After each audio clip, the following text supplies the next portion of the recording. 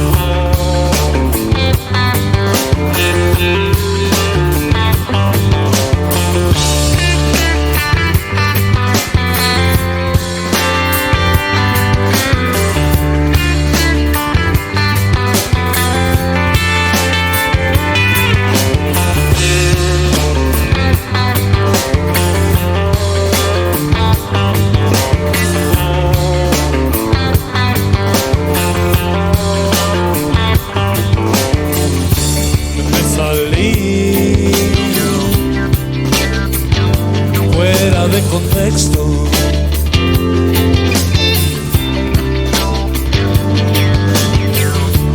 practicar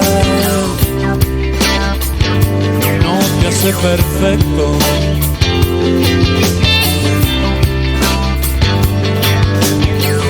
Poner un disco eterno, moverme tornasol. Espíritu, a veces seguro, otras veces incierto. Vengo a descubrir porque este deseo crece.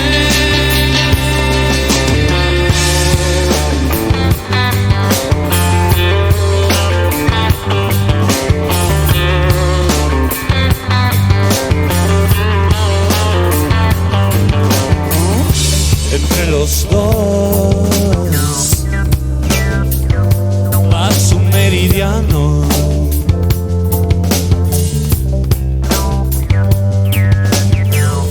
latitud, vidas paralelas,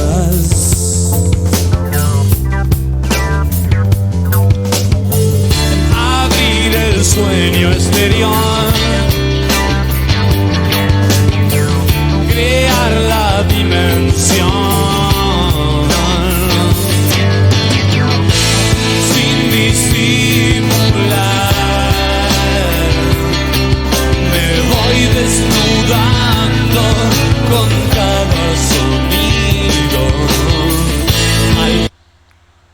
Okay, Brett, we are about halfway through. So what are your thoughts on this at the halfway point? Um, yeah, let's say firstly, it's quite unusual, a bit different to see. We're so used, as we said before, them generally performing in a concert environment with the crowd going absolutely crazy, and not just for Soda Stereo, but other bands where they've been sort of softer songs and they'll still be going crazy in the crowd. Whilst here, they've obviously had to be a bit reserved. Um, so that makes a different sort of change there. So I think we've spoken about MTV Unplugged before. So just to clarify what I really like about it. So the idea is they're meant to be sort of acoustic versions of songs that they do, or covers, or potentially new songs. Obviously nowadays, not nowadays, but generally, a lot of bands, they still generally have some form of the idea is not meant to be sort of electric elements to it there to be really authentic acoustic. But this is the closest sort of acoustic we're going to get to it.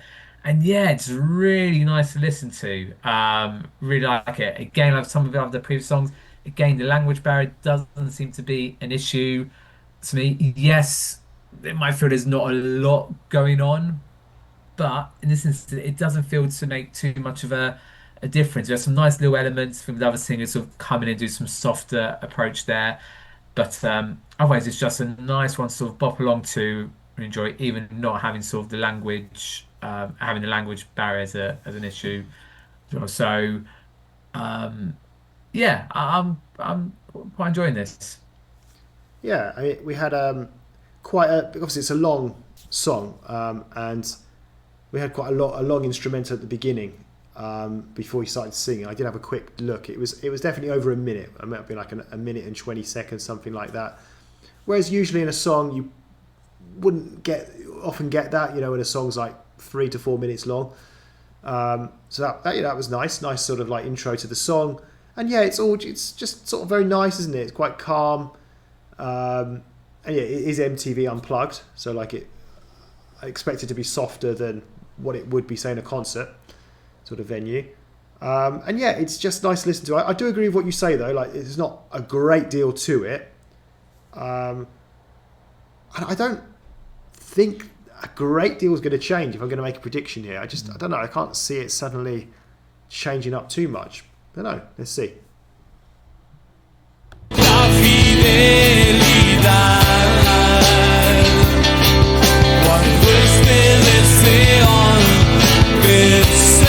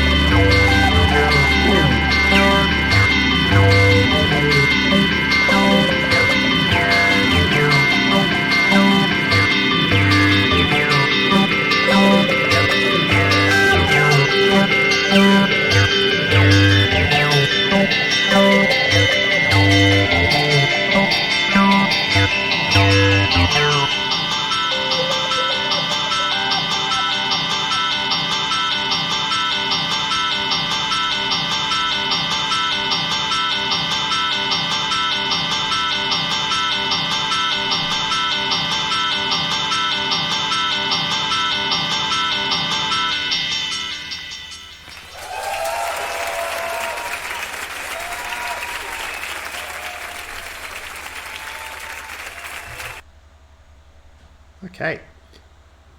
Yeah, so, yeah, a long song, almost 7 minutes long. I suppose we could probably break it down into 3 parts, roughly. The intro, the instrumental intro, which then the sort of the main song, I suppose, with the singing, and then the outro, which was just instrumental and was definitely longer than the intro as well, I think. So, yeah, kind of talked about the intro, talked about sort of the main part of the song. Yeah, nothing changed much with that, but yeah, we did get this interesting kind of outro. Not quite sure how to describe it. It's like sort of sounds that were very much sort of in my head. I don't know. It's like I felt like quite intrusive, sort of getting into my head. Not quite sure. Yeah, like I say, how to describe that. But yeah, interesting to say the least. Yeah. So that's obviously, yeah, that's how they took up the time of the song, with those kind of, I suppose, those 3 distinct parts. So yeah, listen, as a song, it was pretty good. I might be talking absolute nonsense here, but one of the words that came to my head is like Americano style, but then I'm not really sure what Americano style is. So I might be talking nonsense there. I'll have to check what that is. Yeah. But I don't know. That was what came into my head to do with like the instrumentals. I don't mean the outro part. I mean more like in the actual main part of the song. Give me 1 second. Americano, not coffee. Song style, not American. I can't even find it. I don't know. Maybe I'm making the genre up. All right. Well, Brett, you start speaking. I'll keep checking. Have a little check. I would say, yeah, I was going to say, in terms of trying to feel, all of a sudden it did fit. I know it was nice, but then suddenly, especially with all those sound effects that were happening, just made it feel even more 90s bass as well. And then sort of drum as well. I was just looking at him going, oh God, yeah, you look proper 90s. And I like the orange t-shirt, big cap, worn backwards. Yeah, as you said, you had sort of the intro bit, you had your sort of your main bulk in the middle, some nice harmonising, some nice instrumental solos as well, sort of all nicely put together. It's definitely more focused for um, the instrument side of things, and then obviously the more of the sound effects towards the end as well, just to make it, as you said, yeah, kind of a bit trippy. I feel like we maybe went a little bit too long, some of that stuff there. Like felt like it was going to be really artistic with it, where it wasn't. It almost sounded only because it probably happened to me earlier today. It felt a bit like a fire alarm or an alarm going off. To one, so it got a bit sort of unusual there. But otherwise, still bulk of the song, as I said before, yeah, enjoyable to listen to. Said in fact, it wasn't in English, didn't make a difference. Nice to bop along on to from there. Nice instrumentals from them as well. And yeah, it's just nice to sort of have a sort of a toned down, lower key version of them performing, and yeah, nicely done. Did you find what you were looking for? Yeah, Americana style with an A at the end. Yeah, contemporary roots-based genre that blends elements of traditional American music styles like folk, country, blues, bluegrass, and gospel to create a unique storytelling, focused sound that honours America's diverse musical history. I don't know. So not that at all. No, not that at all. Not that at all. I don't know. Just something to do with the instrumental sounds of it. Just had that, gave me that vibe. But anyway, okay, that's it from us, guys. So muchas gracias. Adios.